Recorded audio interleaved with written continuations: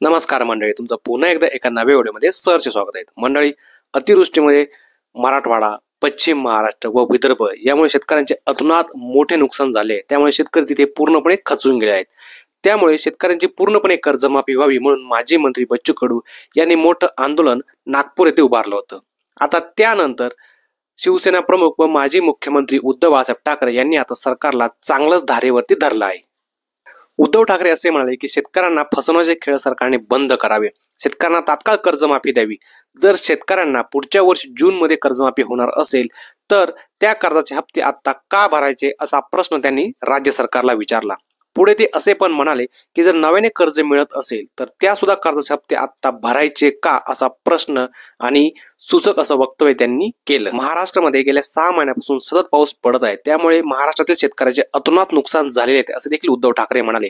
त्यामुळे कर्जमाफी देण्याची हीच योग्य वेळ असू शकते असं देखील ते म्हणाले.